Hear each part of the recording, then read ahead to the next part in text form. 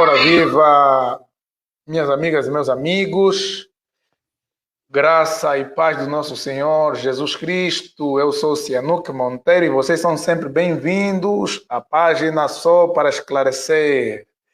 Hoje é sexta-feira 13, disse que é dia de azar, mas para nós é um dia de bênção, porque eu tenho um convidado super especial. Esse convidado foi meu professor. Para falarmos um assunto também super especial, hoje vamos falar sobre a defesa da fé. Um diálogo sobre a defesa da fé com o professor Paulo Sérgio Batista. Professor Paulo Sérgio Batista, graça e paz, seja bem-vindo à página Só para Esclarecer.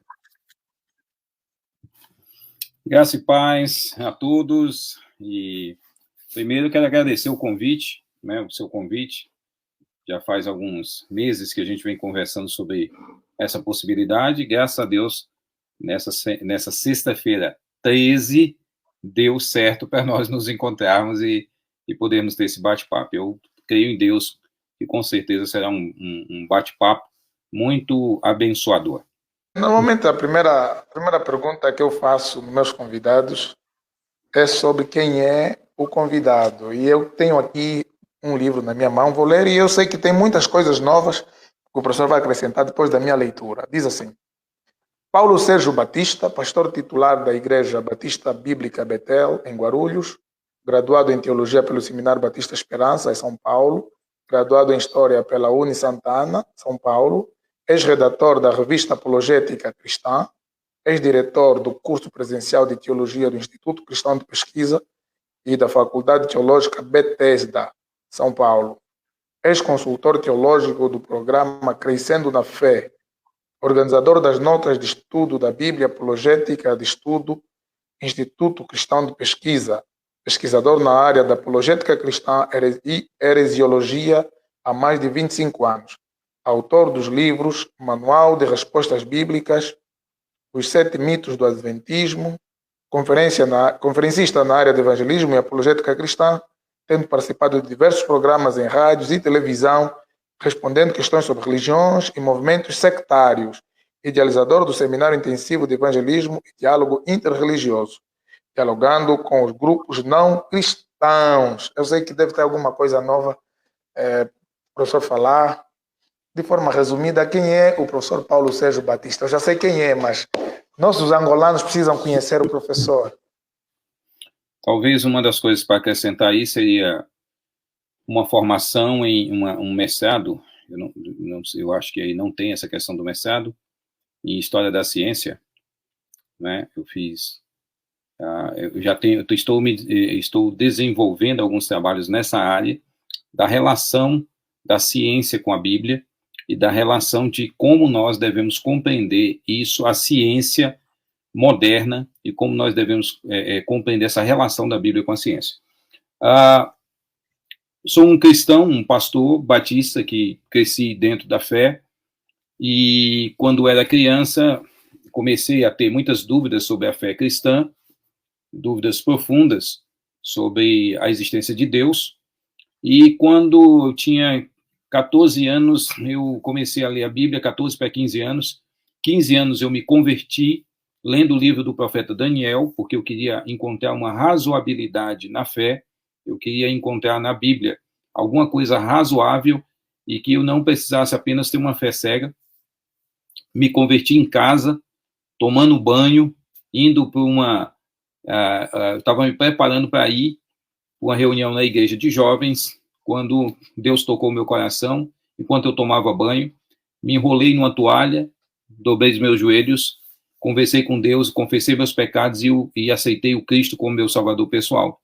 Depois da minha conversão, aos 15 anos, comecei a ter uma outra questão que me perturbou bastante, que era qual?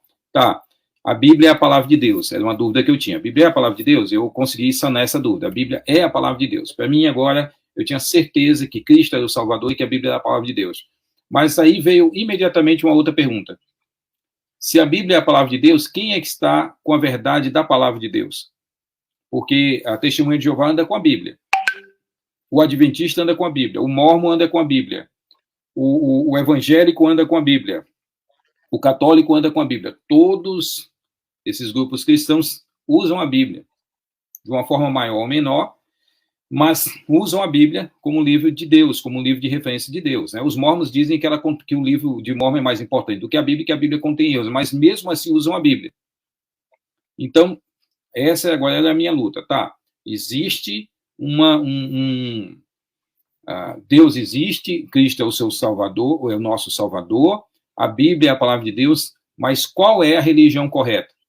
E foi isso que me empurrou e que me conduziu para começar a estudar grupos religiosos, e eu de lá para cá nunca mais parei. Estou aqui com meus 50 anos, e essa busca começou aí aos 15 anos de idade. A primeira pergunta, já fiz a primeira, vou fazer agora outra pergunta para o professor Paulo Sérgio Batista. Aquela passagem bíblica onde Gideão quebra a estátua de Baal, e depois, quando procuravam por Gideão, o pai de Gideão falou algo muito importante. Ele disse: se Baal é Deus, que defenda-se. Então, há pessoas que perguntam, pessoas estão do outro lado, qual é a real necessidade para os cristãos defenderem a fé? Será que Deus precisa ser defendido? Ok. Nós temos um texto clássico, um dos textos, né? Nós temos um texto clássico que eu acho muito curioso, que é o texto de 1 Pedro, capítulo 3, versos 15 e 16. Pedro diz que nós devemos santificar Cristo como Senhor em nossos corações e estar sempre preparados para responder a todo aquele que pedir a razão da esperança da mansidão que é em nós, né? Aliás, a esperança que é em vós. E aí ele diz no verso 16, fazendo todavia com mansidão e boa consciência, de modo que naquilo em que falam contra vós outros fiquem envergonhados os que difamam o vosso bom procedimento em Cristo. Então, dar a razão da fé, defender a fé, sempre foi um pressuposto dos cristãos. Não porque Deus precise de defesa, mas porque a mensagem de Deus sempre ela vai ser atacada. E o que é apologética, senão uma resposta, né? Uma resposta dentro de uma determinada sociedade a questões contrárias a Deus e contra a fé cristã. Porque quando nós falamos de apologética cristã, nós estamos falando de um tipo de apologética. Tem apologética islâmica, tem apologética judaica, tem apologética budista, tem várias. Nós estamos falando da apologética cristã, da ideia de que existe, que nós, uma vez que estamos nesse mundo, vamos ter a nossa fé questionada. Deus ele não precisa que homem nenhum defenda, mas nós estamos discutindo as questões acerca da palavra de Deus, o que é ou não verdade. E aí, por isso que nós não podemos ficar passivos diante das acusações e diante dos questionamentos, principalmente numa sociedade como a nossa, não é? Que tem tantos deuses, que tem tantas crendices, tantas crenças, e que precisam, sim, ser questionados e que precisam ser colocados abaixo, né? Como foi aí no episódio que você mencionou. Eu gostaria que o professor, de forma resumida, nos contasse um bocadinho sobre quem foram as primeiras pessoas a se empenharem nesse trabalho de defesa da fé. Pelo menos, nós olhando para o Evangelho, olhando para as epístolas, nós podemos ver os apóstolos defendendo a fé cristã. Depois deles, dos apóstolos, quais são as pessoas que se destacaram nesse trabalho? Nós vamos ter, por exemplo, no primeiro século, eu estou fazendo meus devocionais em Atos dos Apóstolos, né? Então, nós já temos, no capítulo 4 de Atos, um embate muito interessante de Pedro e João com os sacerdotes, com os religiosos da época, sumo sacerdote, e com os religiosos da época dele. Esse embate gira em torno do quê? Eles curam um homem de 40 anos, que tinha mais de 40 anos, que era aleijado, e eles o curam, e aí eles atribuem aquela cura ao poder de Cristo, que havia sido morto, e em nome de Jesus eles tinham curado, e eles são questionados, atacados, perseguidos e presos. Então, ao longo da história, o cristianismo sempre foi um incômodo. Ele começa a ser um incômodo em Jerusalém e ele depois vai ser um incômodo em todo o mundo. Por algumas questões básicas. A mensagem cristã, Primeiro, ela reconhecia apenas Jesus como Kyrios, como Senhor. Quando os romanos acreditavam que o imperador era, sim, o Senhor. E eles reconheciam outro Senhor que não era César. Então, isso já criava um problema com o Estado romano. E aí nós temos uma outra questão, porque o politeísmo, naquele período, o politeísmo no Império Romano, o politeísmo ele não parte do princípio que qualquer uma daquelas divindades é falsa. Todas aquelas divindades elas têm o mesmo status, né? E que, portanto, podem ser cultuadas igualmente. Um politeísta chega para você, pergunta que Deus é o seu, você fala, ele pode perguntar por que você adora esse Deus, você vai falar, ele vai falar do dele e acabou. Ele não diz, não, o meu é melhor, o meu é superior ao seu, o seu é inferior ao meu. Aí a gente já teria uma outra discussão que já não é mais só o politeísmo, mas a monolatria ou o enoteísmo. Então, essas duas questões, os judeus antes viviam dentro dos seus espaços, mesmo espalhados em todo o mundo romano, viviam dentro de seus espaços e ponto. O cristianismo vai sair de dentro do seu espaço e vai atingir, vai buscar pessoas em todo o mundo. E aí vai haver um choque. Por quê? Os cristãos não acreditam que o Deus do outro é igual ao dele, ou que o dele é apenas mais um entre outros. Ele vai dizer, não, só existe um Deus verdadeiro e é o nosso. Essa mensagem de monoteísmo absoluto era uma mensagem dentro do império, a nível de cidadão, contato com o cidadão romano, uma mensagem estranha até o surgimento do cristianismo. E aí nós temos, então, os apóstolos, temos João, temos Paulo, afinal de contas, as cartas deles também estão combatendo questões da época. Então, combatendo o gnosticismo cristão, como João escreve, estão combatendo algumas visões deturpadas sobre Jesus em algumas cartas. Então, nós já vemos uma defesa nesses escritos das epístolas. Agora, depois, nós vamos ter Justino Marte, vamos ter Tertuliano, vamos ter Irineu de Leão, vamos ter nomes, né, dessa primeira geração de apologistas, os chamados pais apostólicos e os pais gregos chamados, eles vão ser dessa primeira linha de defensores da fé que vão dar continuidade dentro do Império Romano, né, a essa mensagem que é estranha ao Império, mas porque é uma mensagem a todo mundo. Lembrando que Deus queria, desde o Antigo Testamento, que o Deus de Abraão fosse o Deus conhecido em todo mundo através do povo de Israel. O povo de Israel nunca cumpriu isso. Eles entenderam que Deus era o Deus deles, uma propriedade deles. O cristianismo conseguiu sair dessas quatro paredes do judaísmo, onde ele surge, em Jerusalém, e ele se expande em todo o mundo. Então, essa perseguição e tudo isso, e a necessidade de apologistas foi maior dentro do cristianismo do que o judaísmo poderia sonhar. Falando em judaísmo, professor, eu vi um vídeo no YouTube que me fez fazer, eu fiz também um outro vídeo respondendo, acho que eram, não sei se chamam rabino, mas eram indivíduos do judaísmo. E o título do vídeo deles é: será que o Deus do judaísmo é o mesmo do cristianismo? E a resposta daqueles dois senhores era que não. O Deus cristão é um Deus, fala é trindade, são três, não tem nada a ver com o Deus do judaísmo. O Deus do judaísmo é um, o Deus dos cristãos é outro. Mas nós sabemos que o Deus de Abraão, Isaac e Jacó, assim como o professor Paulo Sérgio falou, é o Deus dos cristãos. Como é que nós, cristãos, deveríamos responder a essa questão se o Deus do Antigo Testamento ou o Deus do judaísmo é o mesmo Deus que o professor acabou de falar? Ok. Paulo, quando faz a sua defesa de fé, no livro de Atos, já no final do livro de Atos, Paulo toca numa tecla muito interessante, que ele diz que prega e que ensina tudo de acordo, não é, com aquilo que está na tradição, aquilo que foi falado pelos profetas, na lei e nos profetas. Então, Paulo não via o cristianismo como uma religião nova, rompendo com o judaísmo. Paulo via o cristianismo como um cumprimento das profecias do Antigo Testamento. Afinal de contas, o Messias não veio para negar a lei, ele veio para cumprir. E ele a cumprindo, agora ele traz uma nova aliança. Né? Então, esse é um ponto importante para a nossa reflexão.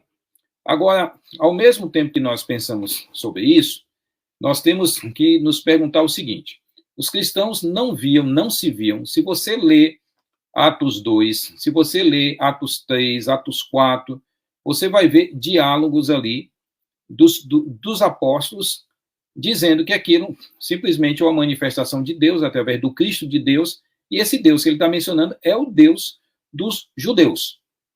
Não é uma nova divindade, não é um outro Deus, não é uma ruptura com o judaísmo, é um cumprimento das profecias que falavam acerca do Messias. Ponto. Então, nós não temos o cristianismo como a apresentação de uma nova divindade ou de um outro Deus que não seja o Deus judeu. Agora, o que nós temos que entender, pastor, é que, assim, durante a tradição judaica, né, o judaísmo que existe hoje, principalmente o judaísmo principal, não é só ele que existe, né, mas principalmente o judaísmo ortodoxo, que é a vertente maior do judaísmo, ela surge com Yohanes Ben Zakkai, né, a partir do ano 70, com a destruição, antecedendo a destruição de Jerusalém, ele sai com alguns discípulos e pede autorização a Tito para ir embora, para passar, e ele profetiza, reza a lenda que ele profetiza sobre a vida de Tito, que ele um dia seria um imperador. Esse grupo era um grupo de fariseus. Então, o judaísmo ortodoxo que nós temos hoje, ele é uma continuidade do farisaísmo que nós encontramos, por exemplo, no Novo Testamento. E, incrivelmente, a tradição judaica, ela se desenvolve, o Talmud, né, que eles mencionam como a lei oral de Deus, essa lei oral de Deus, ela vai começar a ser produzida, ela vai começar a ser elaborada, ela vai começar a ser organizada no mesmo primeiro século que o cristianismo inicia suas mensagens, seus textos. Então, é óbvio que, desde o princípio, vai haver uma oposição a tudo que o cristianismo ensina e, dentro dessa oposição, imediatamente também vão linkar a questão de ser um outro Deus. E que isso, com a doutrina da Trindade, isso piorou, né, para os judeus. Isso com a doutrina da Trindade piorou, porque eles falaram, está vendo, nós não temos a mesma divindade. Porque eles acreditam no monoteísmo absoluto e nós acreditamos no monoteísmo composto, né? Em 3 pessoas, acreditamos numa trindade. Eles não conseguem acreditar nisso, assim como o islamismo não crê. As 3 grandes religiões messiânicas, as 3 grandes religiões monoteístas, né? Judaísmo, cristianismo e islamismo, só o cristianismo tem essa ideia de uma trindade, porque vê em Jesus um ser que claramente nas suas escrituras é divino. O judaísmo não tem uma escritura completa. Devemos lembrar disso. O judaísmo não tem uma escritura completa.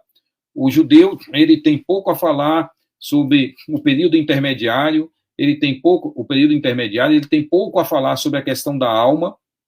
Nós temos uma doutrina melhor elaborada sobre o inferno, sobre alma, sobre os juízos de Deus, sobre o tempo do fim. Temos todas essas doutrinas, a escatologia, temos todas essas doutrinas melhor elaboradas com o texto do Novo Testamento. Ou seja, o judaísmo tem apenas uma revelação parcial, e dentro dessa revelação parcial, eles têm dificuldades grandes, pessoal. Eu vou te dar só um exemplo rapidinho, a questão do anjo do Senhor. A questão do anjo do Senhor sempre foi uma dificuldade dentro do judaísmo, desde o início do 2º século, 3º século, com essas discussões mais elaboradas. Por quê? Porque eles veem claramente alguém que não é o pai, que não é o Deus próprio de Abraão, mas que tem características de um ser distinto e que é divino, e que é Deus, e que fala em autoridade como Deus. Então, essa foi uma das discussões mais relevantes dentro da ideia de Deus, dentro do judaísmo, e que depois, finalmente, foi vencida e deixada de lado.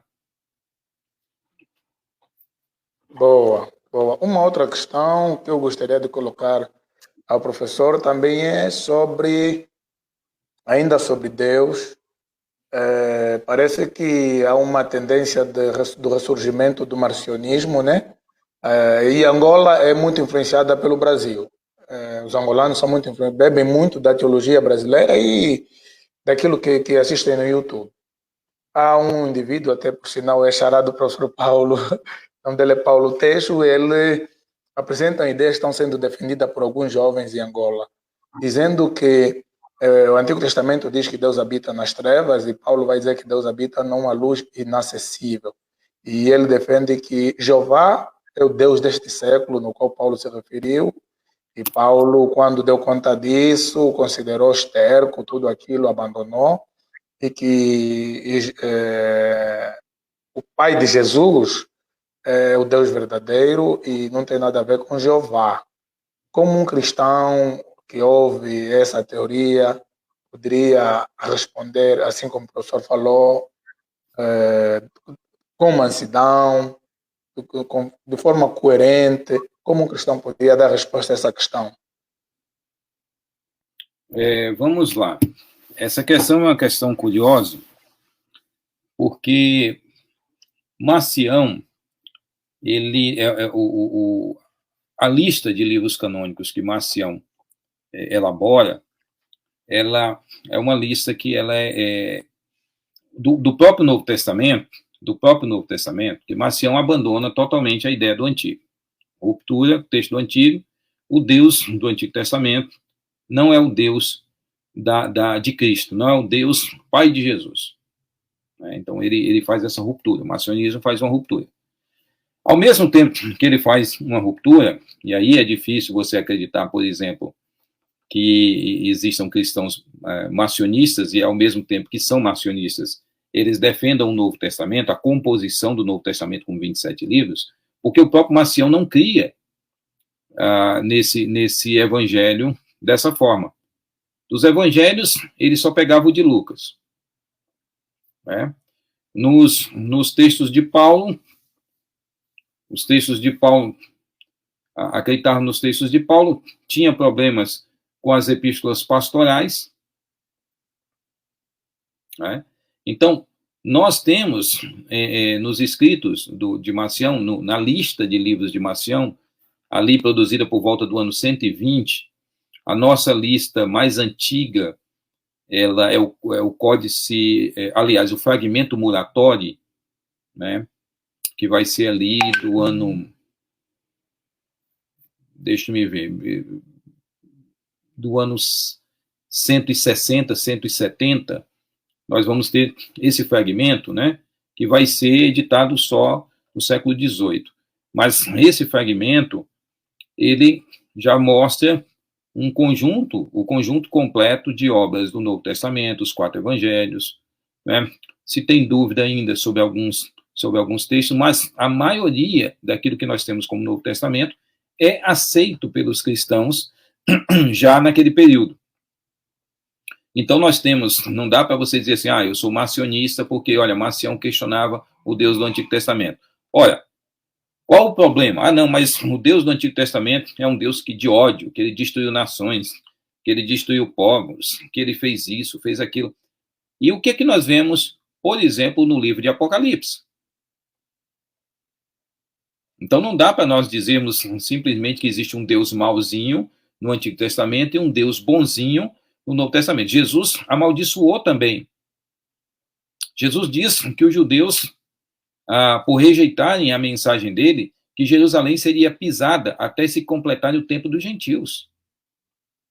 Jesus chorou diante de Jerusalém, lamentando a rejeição deles, e profetizou a violência toda que viria sobre o juízo de Deus no ano 70.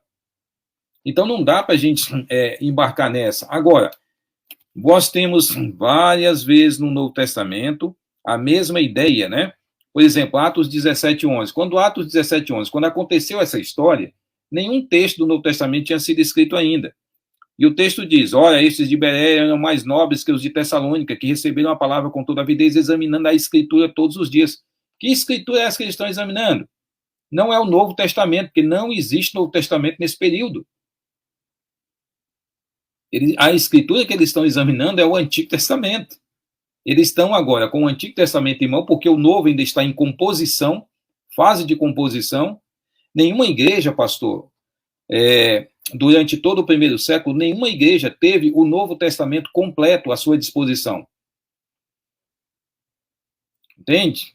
Então, está em fase de composição, e nós temos sempre esses textos, olha, lá estavam examinando as Escrituras todos os dias, né?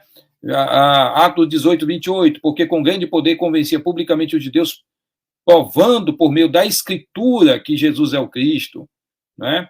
Romanos 1, 2, o qual foi por Deus outrora prometido por intermédio dos seus profetas nas Sagradas Escrituras. Que Sagradas Escrituras são essas? O Antigo Testamento, aquilo que nós chamamos de Antigo Testamento. Verso Romanos 15, 4, pois tudo quanto outrora foi escrito, para o nosso ensino foi escrito, a fim de que pela paciência e pela consolação das Escrituras tenhamos esperança.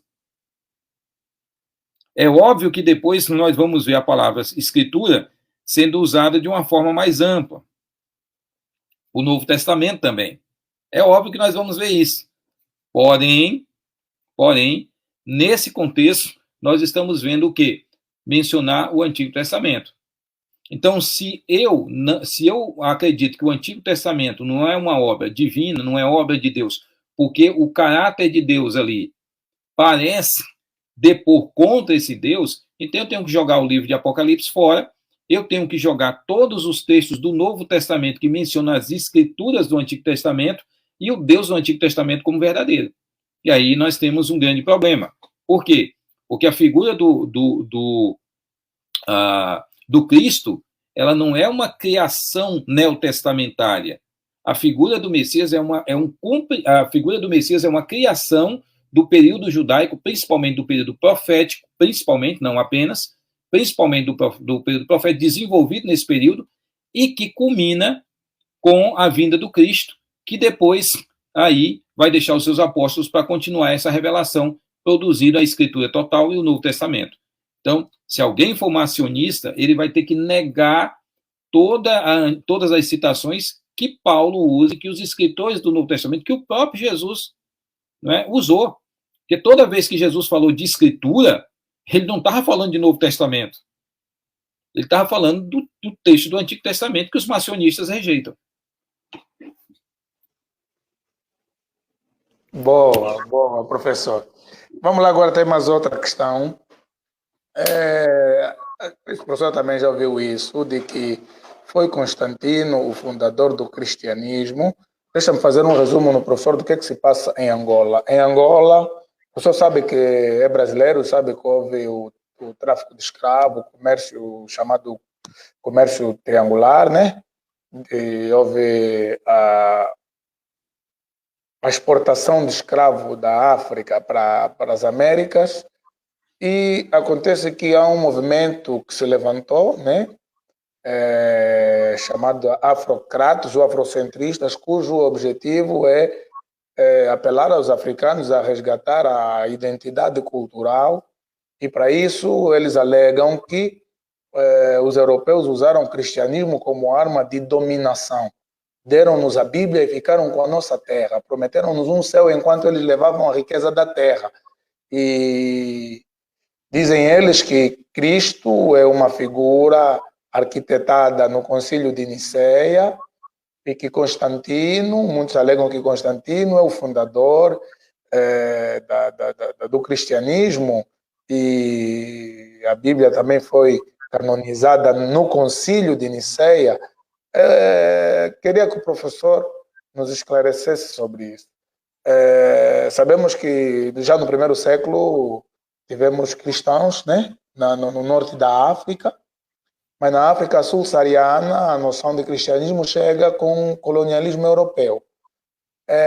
Diante desta acusação de que o cristianismo é uma arma de dominação dos povos que os europeus usaram para poder escravizar e colonizar os africanos, como um crente, um cristão africano, poderia responder a isso? Por exemplo, outra questão que eles alegam é, por exemplo, eu sou negro e eu sou cristão. Tanto os africanos como afrodescendentes aqui no Brasil, que aderem a Umbanda, a Candomblé e outras religiões, vão dizer como você pode, sendo você negro, adorar ou pertencer à religião dos opressores.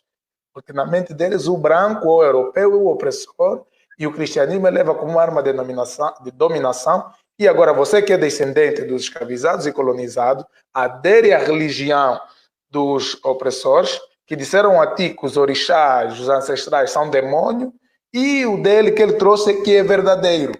E agora os cristãos, e quer dizer, os caras têm assim uma boa capacidade argumentativa, estão convencendo uma boa parte da juventude. Agora, como é que um cristão africano poderia argumentar contra este argumento? Vamos lá, depois que eu tive Covid, eu estou muito esquecido, então você vai ter que me lembrar algumas coisas à medida que você for me perguntando aí. Vamos lá. Primeiro, eu nunca vi ninguém em nenhum terreiro de Umbanda ou Candomblé no Brasil rejeitar pessoas por serem brancas. Então, se eles fazem essa segregação e criticam os negros que não são do Candomblé, não pertencem aos cultos afro, simplesmente pelo fato deles serem negros, então eles têm que ter identidade com essa religião, então eles deveriam segregar os brancos. Tá certo? Então começa daí. Então essa segregação que eles falam é só narrativa. Porque, de fato, outra coisa, qual é a religião mais, vamos usar a palavra religião, né, mais negra do Brasil?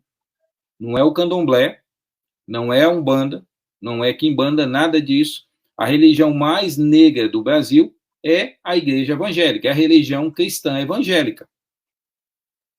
É a que tem a maior quantidade de negros no Brasil. Tá certo? Então, não existe. Esse é um ponto. Ah, mas como é que você é negro e está na religião do opressor? Então, não deveriam aceitar o opressor quando vem para a religião deles. Isso é uma narrativa furada. Né? Agora, vamos lá. O cristianismo foi usado como forma de domínio. Eu não duvido disso. A grande questão é, o problema foi do cristianismo ou do mau uso dele? Eu vou te dar um exemplo recente na nossa história, na história já moderna, né? Ou, vamos usar moderna, história moderna. Há cerca de 80 anos, mais ou menos, nós estávamos envolvidos aí numa Segunda Grande Guerra Mundial. Ok? Essa Segunda Grande Guerra Mundial começou a acabar quando o início do fim dela foi quando os americanos jogaram bomba em Hiroshima e Nagasaki, bomba atômica. Então, como é que nós conseguimos essa tecnologia de domínio do átomo a ponto de fabricarmos uma bomba e destruir 2 cidades quase por completo? Olha, graças à ciência. O que construiu as bombas atômicas não foi o conhecimento político, não foi o conhecimento religioso, não foi nenhum outro conhecimento que não seja o conhecimento científico. Tá, então por que usaram a ciência para fazer armas de destruição em massa? Então, a ciência não presta? Ninguém fala isso. Qual é o poderio hoje que ameaça o mundo?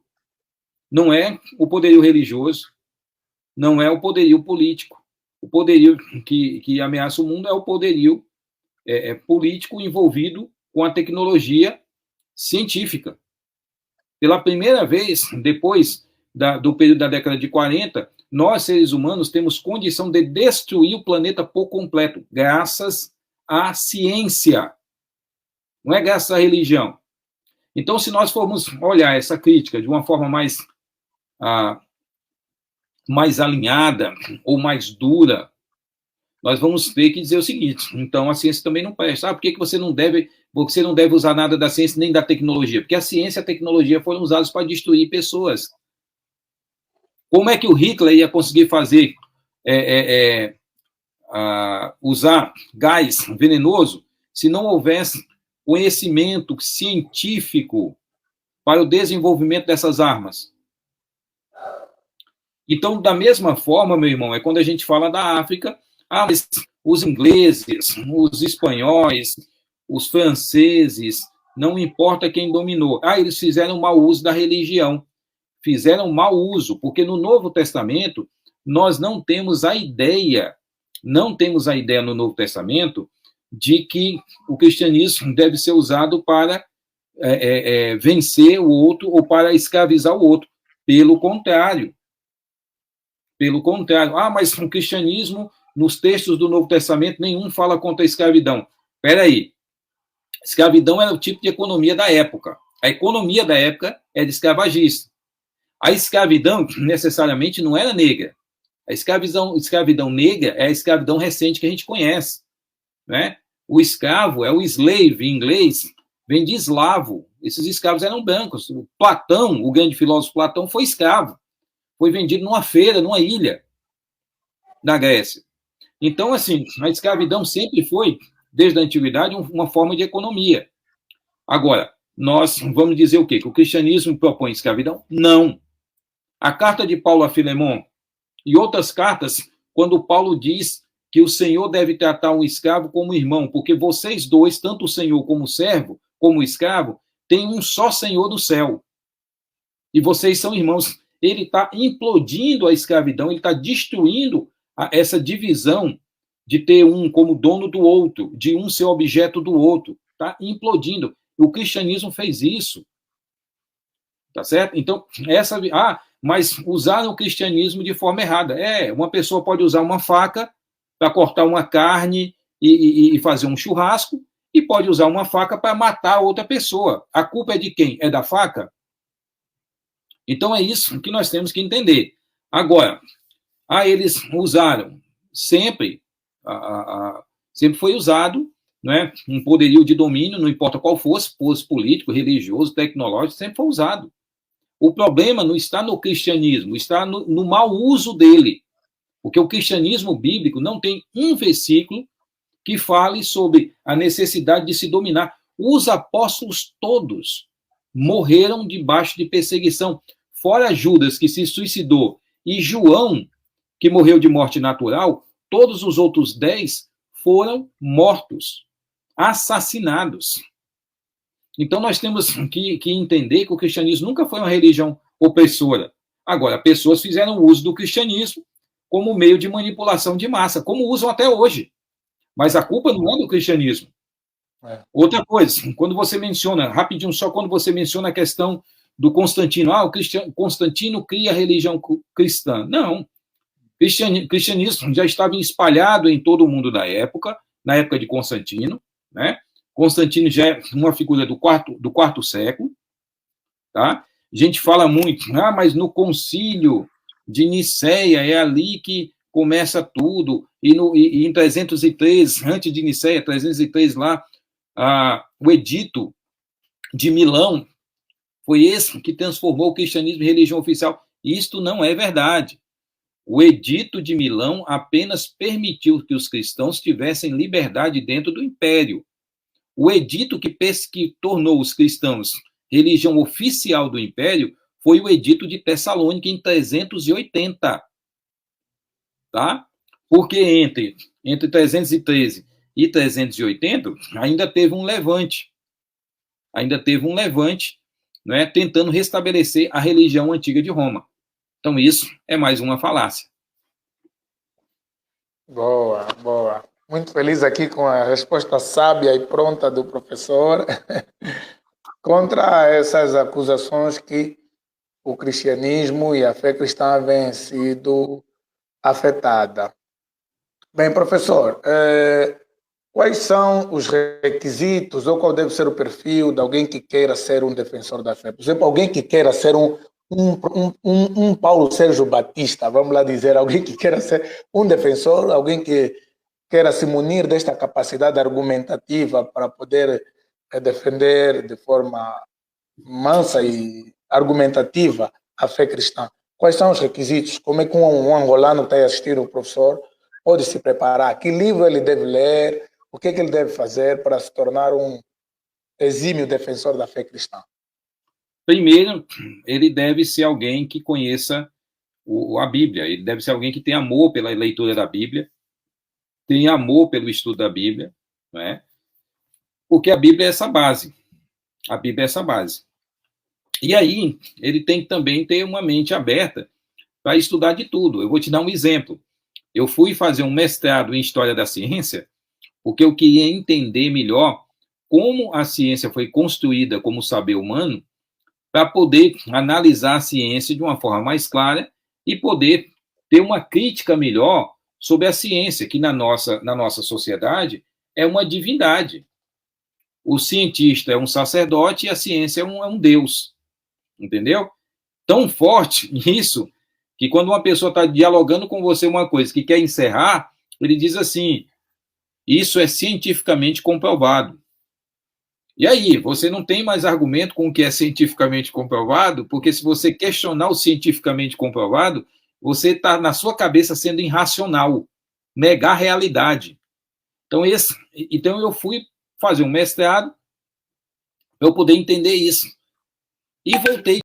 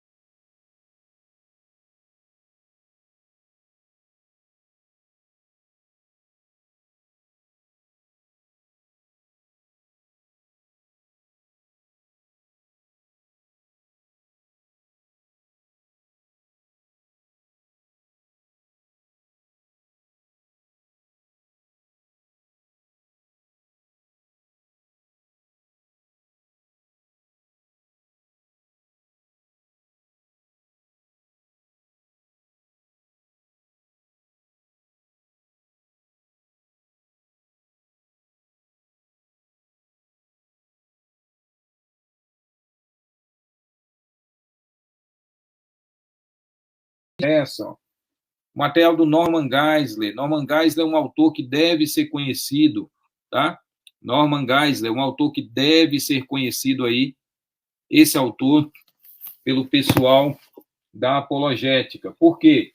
Porque é um autor muito conservador e que acredita nessas verdades fundamentais da Bíblia.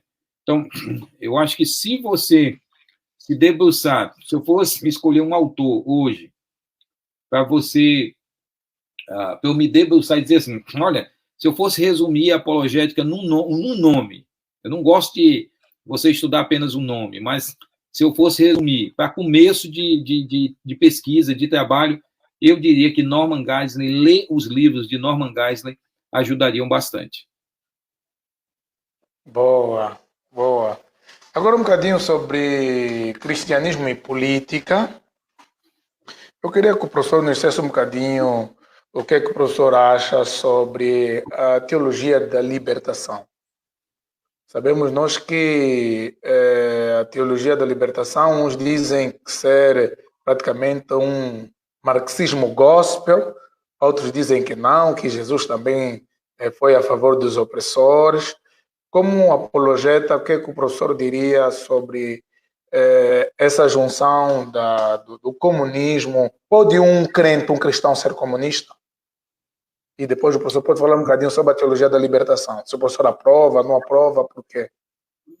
Você vê que essas novas teologias, elas vão surgir, né, a partir de um fenômeno muito interessante, que é a teologia existencialista, que vai surgir no começo do século XX. Né? Essa teologia existencialista vai apontar menos para as questões relacionadas a dogmática, né, aos grandes assuntos dos dogmas cristãos, trindade, inerrância bíblica, essa coisa toda, e vai apontar mais o foco para as questões relacionadas ao homem, né, as questões reais do homem. Né. E o século XX foi um século muito tumultuado, né, muito tumultuado, um século de grandes revoluções, de grandes guerras. O comunismo é o movimento que mais matou no planeta, são mais de 100 milhões de vítimas do comunismo, ou seja, o comunismo matou mais do que a Primeira e a Segunda Grande Guerra juntas. Então, essa coisa de, olha, o comunismo tem um espírito de unidade, das pessoas estarem bem, das pessoas compartilharem, não existe isso. Em qual país que você vê as pessoas iguais? Cuba? Coreia do Norte? China? Qual desses países você vê uma sociedade igualitária? Aí alguns dizem, não, mas é porque eles não conseguiram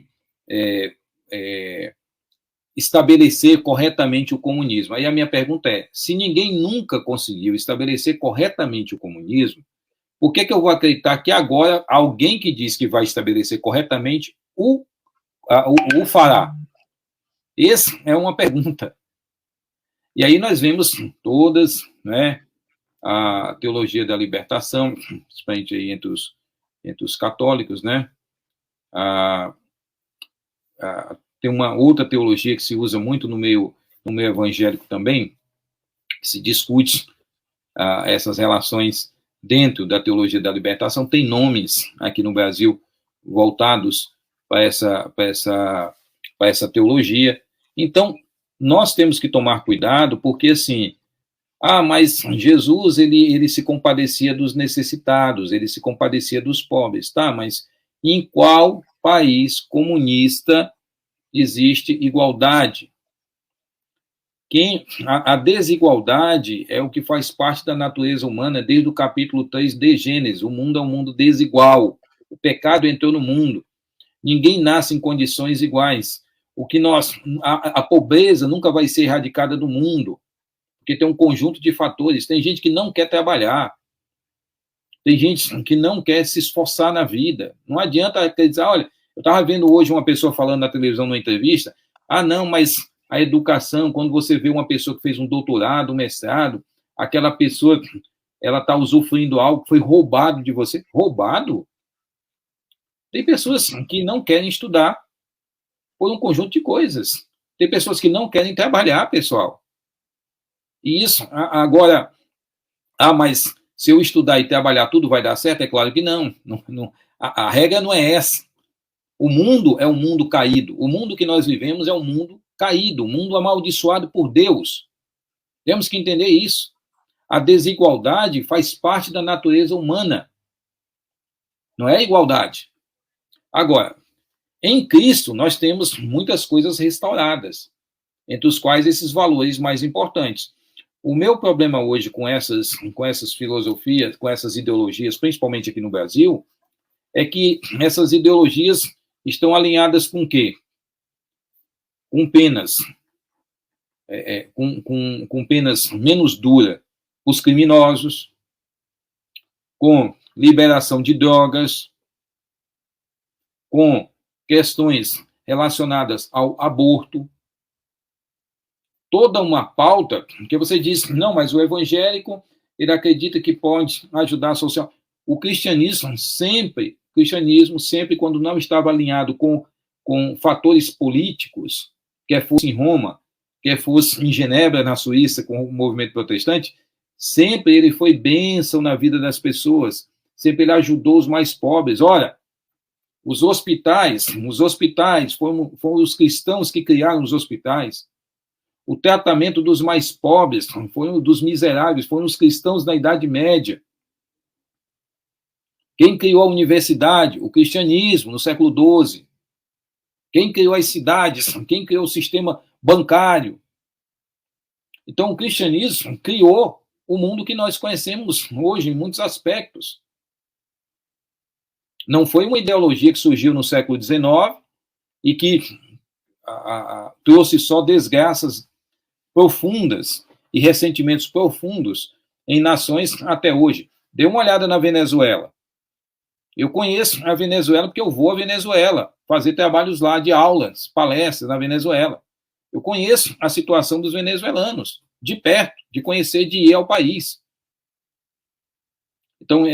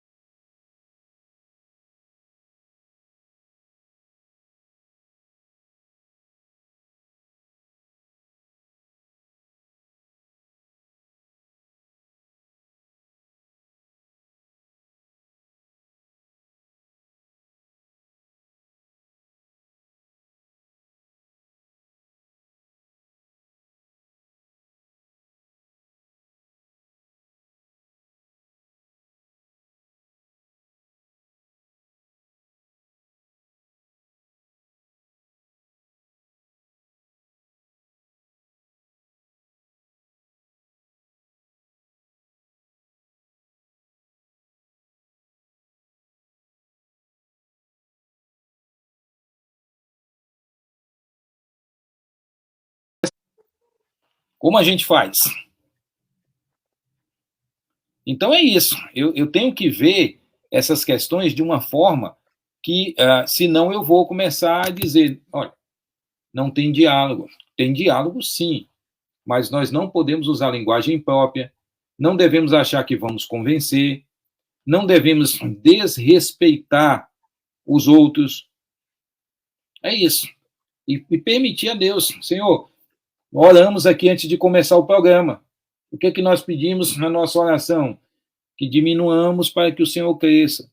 É isso. Senhor, me ajuda a honrar o teu nome. Eu quero evangelizar o que é budista. Tá? Tarefa de casa, estudar sobre o budismo. Se eu não entendo a religião do outro, eu não vou conseguir me comunicar com ele. Isso é básico, pessoal. E é por isso que, às vezes, sem entender a religião do outro, eu meto os pés pelas mãos e acabo ofendendo o outro, que eu queria evangelizar e fecho a porta. Por isso que Pedro disse que eu devo estar preparado para responder, mas eu devo fazer isso com mansidão. Com mansidão. Bom, eu tenho a última pergunta de hoje. Já estamos em 1 hora e 1 minuto. Eu sei que o professor tem suas ocupações, mas tem uma última pergunta. Professor, alguém comentou o seguinte: todos acusam todos de seita e todos acusam todos de heresia. Teólogo fulano diz que o outro é herege, teólogo fulano diz que o outro é herege, catolicismo diz que os protestantes são seita, os protestantes, quando estudam sua teologia, a primeira seita que destaca o catolicismo romano, depois o adventismo, o testemunho de Jeová também diz que o resto todos são falsos, ele é verdadeiro. E alguém perguntou, mas qual é o critério que deve ser usado para dizer que esta é uma seita e isso é uma heresia? Se todos acusam todos de serem hereges e de serem sectários. Essa é uma excelente pergunta. Essa é uma excelente pergunta, né? Até porque a palavra seita, ela tem diferentes conotações em diferentes épocas do mundo, tá? O cristianismo foi chamado de seita. Paulo diz, né? Essa seita que o Paulo chama o próprio cristianismo, via o próprio cristianismo como uma seita. Então, a palavra seita naquela época, Paulo diz, pertencia à seita dos fariseus, né? Os do caminho eram uma seita, a seita dos nazarenos. Tudo isso é entendido como sendo um partido, um grupo, que a palavra seita, a princípio, tanto seita como heresia, né? Que é a mesma palavra no grego, raízes. Então, nós temos a seita, que era o partido, o grupo, né? E também a opinião. A heresia é uma opinião contrária a uma opinião vigente ali. Então, quando nós falamos de seitas dentro do cristianismo, com o passar do tempo, nós vamos ver que são grupos que negam doutrinas essenciais. Eu não acredito, pastor, que o cristianismo tenha surgido, desaparecido da Terra durante o período medieval e começo da Era Moderna, e que tenha surgido apenas através do protestantismo. Porque Jesus, lá em Mateus 28, diz que está com a igreja dele todos os dias, até a consumação do século. Certo? Então, a igreja de Jesus sempre existiu desde a fundação. Ele disse, vou estar com vocês todos os dias até a consumação do século. Então, a igreja de Jesus sempre existiu no Oriente e no Ocidente, antes do protestantismo. Antes do protestantismo. A gente deve entender isso. Eu acredito que pessoas vão se salvar em vários grupos. Agora, o que nós devemos tomar o máximo de cuidado é entender que as doutrinas essenciais devem ser mantidas, devem ser nutridas por um grupo que se diz cristão. Tá? Bíblia como palavra de Deus. Os católicos também creem na Bíblia como palavra de Deus. Né? Trindade. Os católicos creem na Trindade. Divindade do Pai, do Filho e do Espírito Santo, mesma forma, obviamente, né? Pela Trindade. Nós temos o que mais? Temos a imortalidade da alma. Existência do céu, existência do inferno. Se uma pessoa diz, eu sou cristão, mas eu não creio na imortalidade da alma, tem problemas.